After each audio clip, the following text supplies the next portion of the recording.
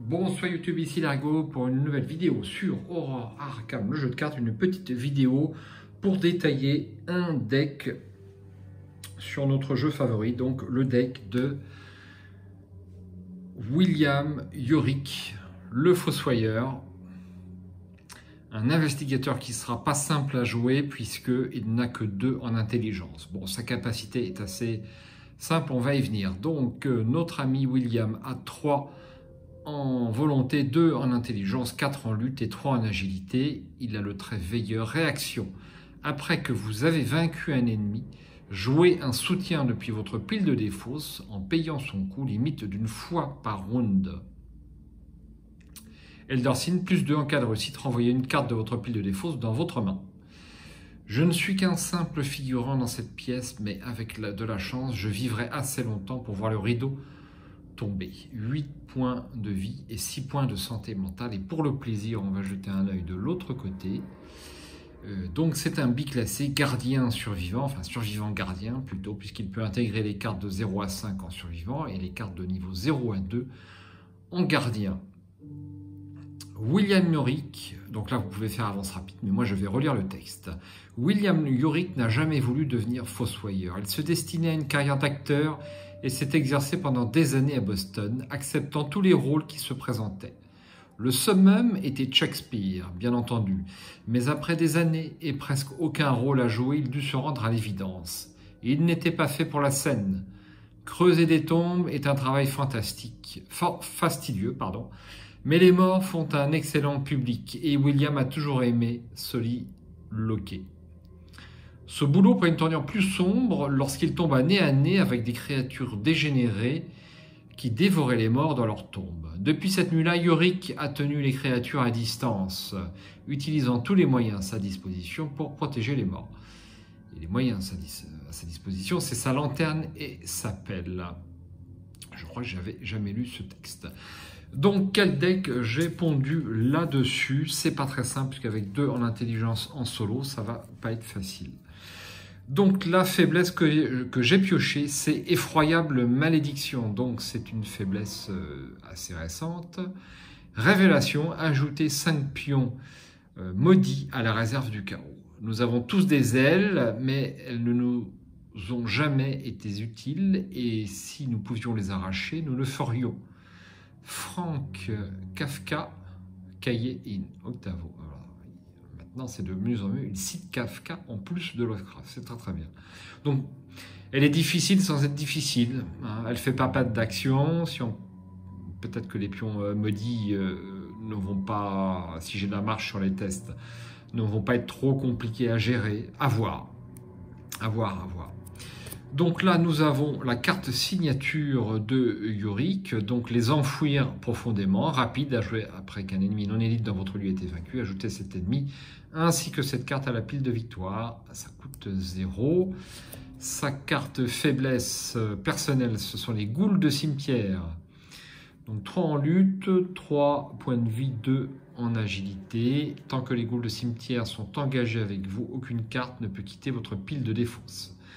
Alors forcément, c'est pas trop compliqué à gérer pour Yorick puisque c'est un investigateur qui a 4 en lutte et qui a priori est quand même destiné pour le combat. On démarre ce deck. Alors comme arme, eh bien j'en ai choisi 2. La première, c'est le couteau de survie. Pour une action combattre, vous gagnez +1 à cette attaque. Et réaction: après qu'une attaque ennemie vous a infligé au moins 1 dégât lors de la phase des ennemis, inclinez le couteau de survie, combattre. Gagner +2 en lutte et infliger +1 dégât. Donc c'est la version de base pour l'instant. Peut-être que je l'améliorerai, que je le remplacerai par une arme plus puissante, puisque forcément ça va être assez léger pour les ennemis les plus puissants du deck de rencontre et puis pour les boss. Hein. C'est-à-dire que là, en phase d'investigation, je ne fais qu'un dégât, forcément. Donc ça peut être un petit peu compliqué. Donc je l'ai en 2 exemplaires. Et autre avantage, il n'est pas très cher quand même. Ensuite, eh bien, j'ai retenu l'appel du Fossoyeur pour Yorick. Hein. C'est une carte qui vous permet de combattre avec un bonus de +2, ou s'il n'y a pas d'ennemi en jeu, on peut défausser l'appel pour une action et découvrir un indice Donc voici ma première carte qui va me permettre de découvrir des indices sans faire de test d'enquête. Là, ça me coûte également une action. Donc c'est ma deuxième main qui sera utilisée par la pelle, évidemment en 2 exemplaires. J'allais dire évidemment le précieux souvenir. Y a-t-il des decks Yorick qui n'utilisent pas le précieux souvenir et son pendant, le manteau de cuir? Bon, bah, je suis pas sûr puisque c'est une carte qui vaut 0. Et forcément, elle combotte très bien avec Yorick. Elle va facilement se retrouver dans la pile de défauts. C'est une fois que vous avez vaincu l'ennemi, vous pouvez le récupérer. Donc Yorick, normalement, devrait être assez costaud. Donc le précieux souvenir et le manteau de cuir. Comme allié, j'ai choisi un allié qui peut-être en multi sera un petit peu juste, mais en solo, pourquoi pas. Donc je le trouve un peu cher quand même, hein. Il aurait été à 4, ça aurait été bien. C'est Grete Wagner, la purificatrice. Plus 1 en lutte, réaction après que vous avez vaincu un ennemi, inclinez Grete Wagner et infligez-lui un dégât. Découvrez un indice dans votre lieu. Par le fer et le sel, par l'eau et le feu. 3 points de vie et 2 points de santé mentale. Donc cette carte peut vous permettre de découvrir 2 indices sans action. Ce qui est beaucoup parce que souvent, sur pas mal de quêtes, hein, on a besoin de scénarios, on a besoin que de 3 indices pour faire avancer l'acte. Bon, c'est quand même pas si mal. Surtout que je lui ai adjoint un digne de confiance, on va le voir après. Donc on va voir ce que ça donne. Grete Wagner, hein, on ne la voit pas beaucoup sur les tables de jeu parce qu'elle est un peu chère, je trouve, en multi. Donc 2 exemplaires évidemment. Ensuite, on attaque les cartes événements. Donc j'ai pas tellement de soutien, donc il me sera, enfin pas énormément, pas seulement 2 armes, donc forcément dans le mulligan de départ, il sera important que j'ai ces soutiens, parce que j'aurai pas le temps de les attendre. Apprendre de ses erreurs, à jouer après qu'un test de compétence auquel vous avez échoué se termine, plus 2. On refait le test et on a plus de la compétence, une carte classique, ça vaut 0, je l'ai en 2 exemplaires. Chanceux, je n'ai jamais joué survivant sans intégrer un chanceux. J'adore cette carte depuis le début du jeu. Je ne détaille pas, hein, tout le monde connaît chanceux. Une carte non moins classique. Alors j'ai hésité avant de l'inclure en solo. C'est délicat. Néanmoins, je l'ai mise. Si j'ai un lieu avec 2 indices, c'est direct. Je pense qu'elle me sera utile quand même pour au moins un lieu dans chaque scénario. Donc j'ai inclus la légendaire. Regardez ce que j'ai trouvé en deux exemplaires. Donc découvrez 2 indices dans votre lieu en rapide, mais il faut échouer un test de compétence avec une différence de 2 ou moins. Ensuite, donc j'en ai parlé, j'ai inclus digne de confiance, donc une carte a priori qui peut me permettre de découvrir un indice supplémentaire avec Grete Wagner. C'est pour ça que je l'ai inclus, donc en 2 exemplaires. Ensuite, donc ma seule carte qui va me permettre de jouer des ressources. Alors j'ai un petit peu hésité avant d'inclure cette carte parce que j'ai pas un deck cher, donc je suis pas certain d'avoir besoin de beaucoup de ressources. J'ai hésité, bon, elle y est, éventuellement elle peut sauter. Rapide à jouer après que vous ayez vaincu un ennemi, piochez 2 cartes. Alors, je confonds avec la carte suivante, excusez-moi.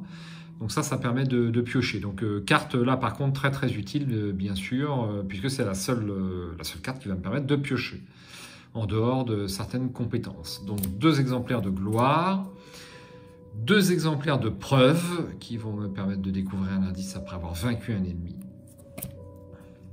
Carte classique, cette de base.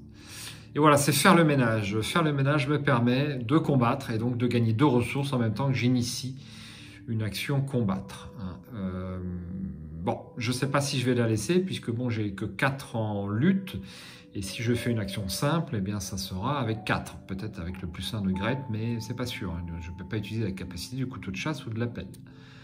Donc je l'ai en un seul exemplaire. Ouais, je l'ai mis qu'en un seul exemplaire. Pareil pour interroger, je ne l'ai mis qu'en un seul exemplaire. Cette carte-là, on a parfois du mal à s'en servir, mais elle est quand même assez puissante puisqu'on peut trouver un indice dans le lieu, plus un indice dans n'importe quel autre lieu. Ça peut être pas mal quand même, ça peut sortir du pétrin. Donc on peut supposer qu'on va faire un test de lutte à 4 sur des ennemis non élites pour trouver cet indice dans le lieu et puis un indice sur un autre lieu. Donc je l'ai mis en un seul exemplaire. Ensuite, les compétences, eh bien j'ai 2 dégourdis, donc je pense que ces dégourdis vont me servir à récupérer mes chanceux. Je tiens tellement à mes chanceux que je veux les récupérer avec des dégourdis. Donc lorsque le test compétence est réussi, choisissez dans votre pile de défauts une carte survivante qui ne s'intitule pas dégourdi. Ajoutez la carte choisie à votre main. Donc 2 exemplaires. Et pour finir, eh bien 2 maîtrises, bien sûr. Et puis 2 courage inattendus pour terminer. J'ai hésité avec 2 crans. Et je me suis dit que quand même il serait utile d'avoir un courage inattendu pour éventuellement un test d'évasion ou même rajouter ces 2 icônes en lutte, hein, plutôt que de me cantonner au cran pour le bénéfice de tirer une carte. Donc j'ai choisi courage inattendu. Voilà, tout ça, ça fait 30 cartes, hors carte signature. Et on va voir ce que ça donne. Donc on a dit sur les dévoreurs de rêves, la petite campagne qui est là-bas. Voilà, j'espère que ce deck vous inspire. J'ai fait de mon mieux et je jouerai cette campagne avec ses forces et faiblesses. Après tout, le deck parfait n'existe pas. Ciao, bonsoir et j'espère à bientôt sur la chaîne.